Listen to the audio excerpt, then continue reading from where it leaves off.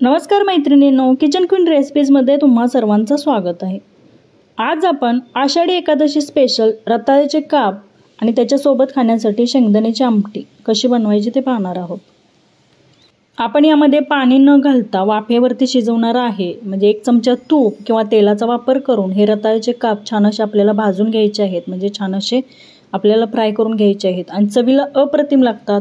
तुम्ही या पद्धतीने रताळ्याचे काप शिजवून बघा, खूप छान चवीला लागतात। आपण पाण्यामध्ये जी रताळे शिजवतो किंवा पाण्याच्या वाफेवरती जी शिजवतो त्याची चव आणि याची चव जर तुम्ही पाहिली तर हे खूप छान असे चवीला लागतात। एकदा नक्की या पद्धतीने बनवून बघा आणि मला नक्की कमेंट करून सांगा की कसे होतात। पूर्वीच्या काळी कसं व्हायचं की चुली असायच्या आणि त्यावेळी चुलीच्या आरामध्ये ही रताळी भाजली जायची, त्याची चव खूप छान लागायची। किंवा मातीच्या मडक्यामध्ये रताळी भाजली जायची, एकदम गोडसर अशी चवीला लागतात। मग त्याच पद्धतीने आता आपण तर बनवू शकत नाही। मग तुम्हाला मी ही पद्धत जी सांगणार आहे, आपल्याला ते तळायचे नाहीत, 1 चमचा तूप किंवा तेल वापरून छान अशी फ्राय करून घ्यायची आहेत। चला तर मग पाहूया की कशी बनवायची। रताळे स्वच्छ धुवून घेतलेली आहेत आणि त्याच्या अशा पद्धतीने फोडी करून घ्यायचे आहेत, म्हणजे काप करून घ्यायचे आहेत। जास्त मोठी जर ठेवली तर थोडासा शिजण्यासाठी वेळ लागतो, म्हणून अशा पद्धतीने एवढ्या आकाराचे तुम्ही रताळ्याचे छान असे काप करून घ्या। जरी तुम्हाला या पद्धतीने काप करायचे नसतील किंवा तेल आणि तुपाचा जरी वापर करायचा नसेल तर एक मोठं रताळ आहे जसंचं तसं घ्यायचं आणि जाड बुडाची कढई किंवा एखादा तवा जर असेल त्यामध्ये ते तसंच ठेवायचं आहे। त्यामध्ये पाणी वगैरे घालायचं नाही आणि वरून झाकण ठेवून मंद गॅसवरती हे जर रताळ जर वाफवलं तर रताळ चवीला खूप छान लागतं। त्या पद्धतीने हे करून बघा किंवा अशा पद्धतीने त्याच्या छान अशा फोडी करा, मध्यम आकाराच्या करा। आणि हे फोडी करून घेतल्यानंतर मी छान असं रताळ्याचे जे काप आहे ते स्वच्छ धुवून घेतलेले आहेत आणि इथे मी तवा घेतलेला आहे। तुमच्याकडे जाडबुडाची कढई असेल तर तुम्ही ते घेऊ शकता। आता आषाढी एकादशी स्पेशल म्हणून मी इथे 1 चमचा तूप घालणार आहे। तुम्ही तुपाऐवजी तेलाचाही वापर करू शकता किंवा तुम्ही शेंगदाण्याचं जे तेल जर वापरत असाल उपवासासाठी तर ते वापरू शकता। मी इथे 1 चमचा तूप घेतलेला आहे आणि छान असं तव्यामध्ये पसरून घेतलेलं आहे। या तव्यामध्ये आता ज्या रताळ्याचे काप करून घेतलेले आहेत ते त्यामध्ये ठेवायचे आहेत आणि मंद गॅसवरती झाकण ठेवून आपल्याला वाफ द्यायची आहे। ही रताळी भाजीपर्यंत साधारणतः 5 ते 7 मिनिटं लागतात। मग तोपर्यंत आपल्याला 2 ते 3 वेळा रताळ्याची बाजू पलटून घ्यायची आहे। सर्व रताळ्याचे काप अशा पद्धतीने तव्यामध्ये ठेवलेले आहेत आणि वरून आता झाकण ठेवणार आहे आणि मंद गॅसवरती आपल्याला छान अशी वाफ द्यायची आहे। यामध्ये आपल्याला कुठेही पाणी घालायची गरज लागत नाही आणि अधूनमधून असं चेक करून पाहायचं आहे आणि रताळ्याचे काप जे आहे त्याची बाजू अशा पद्धतीने पलटून घ्यायची आहे। म्हणजे सर्व बाजूने रताळी छान अशी एकसारखी शिजली जातात किंवा छान अशी भाजली जातात। थोडंसं त्याची बाजू पलटून घेतली आणि पुन्हा झाकण ठेवलेलं आहे आणि पुन्हा थोड्या वेळासाठी वाफ दिलेली आहे। साधारणतः ही रताळी छान अशी भाजण्यासाठी 5 ते 7 मिनिटं तर लागतात। मग तुम्ही जर थोडेसे मोठे काप केले तर थोडा जास्त वेळ लागू शकतो। अशा मध्यम आकाराच्या जर फोडी केल्या तुम्ही ते पाहू शकता। 5 ते 7 मिनिटानंतर छान अशी वाफ दिलेली आहे आणि छान असे शिजलेली पण आहे, तुम्ही ते पाहू शकता। फ्राय झालेले आहेत, आपल्याला कुठेही जास्त तेलाचा वापर करण्याची गरज लागत नाही किंवा कमी तेलामध्ये पण। आणि याची चव खूप छान आहे कारण पाणी आपण वापरत नसतो, त्यामुळे छान अशी चवीला पण छान असे लागतात। थोडीशी कच्चे असल्यामुळे पुन्हा मी वाफ दिलेली आहे झाकण ठेवून आणि तुम्ही ते पाहू शकता। रताळ्याचे काप छान असे शिजलेले पण आहेत आणि दिसायला पण खूप छान सुंदर दिसत आहेत, चवीला अप्रतिम लागतात। मग तुम्ही हे दुधासोबत खाऊ शकता किंवा तुम्हाला जर दुधासोबत आवडत नसेल तर तुम्ही शेंगदाण्याची आमटी करून हे रताळ्याचे काप उपवासासाठी खाऊ शकता। एकादशीला जी भगर बनवली जाते किंवा तुम्ही वरीचं तांदळाचा जो भात बनवतात त्याच्यासोबत शेंगदाण्याची आमटी बनवली जाते, त्या आमटीसोबत ही रताळ्याचे काप खूप छान लागतात किंवा दुधासोबतही तुम्ही खाऊ शकता। रताळ्याचे काप छान असे भाजले होते, ते एका प्लेटमध्ये काढून घेतलेले आहेत। तुम्हाला कोरडे असेच खायचे तरी खाऊ शकता, खूप छान लागतात।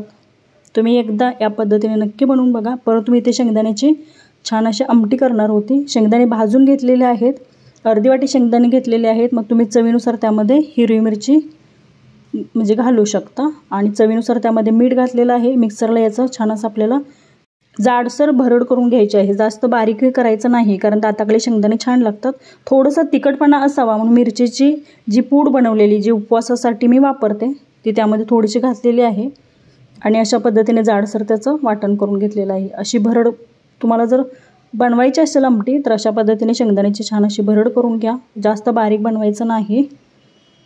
मोठे मोठे शेंगदाणे दाताखाली छान लागतात. म्हणून अशा पद्धतीने पुन्हा मी फोडणीसाठी गॅसवरती एक भांडं ठेवलेलं आहे आणि त्यामध्ये 2 चमचे तूप घातलेलं आहे.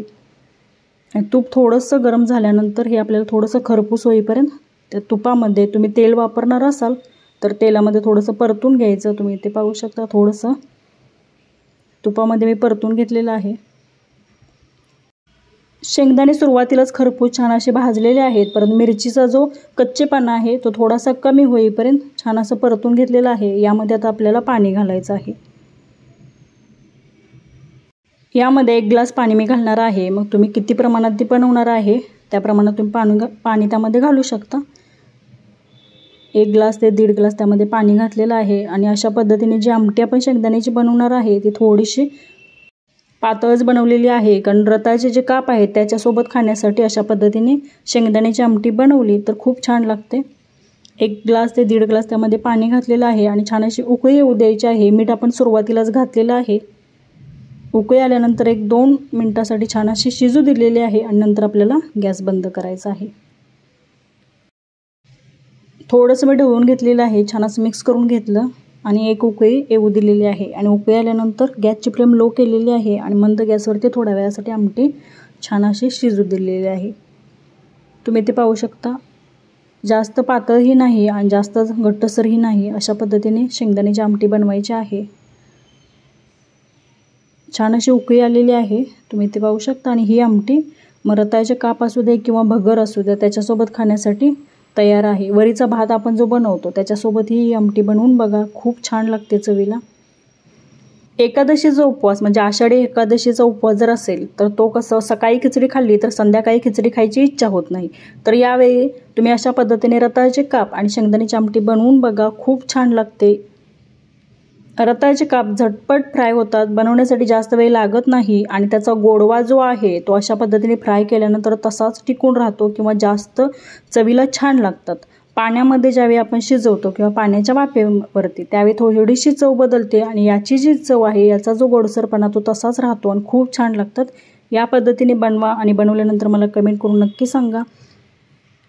ज्यांना काही तेलकट खायची इच्छा नाही किंवा कमी तेलामध्ये काही जर बनवायचं असेल तर हा तुमच्यासाठी उत्तम पर्याय आहे आणि पोटभरीचं जेवण तुम्ही म्हणू शकता.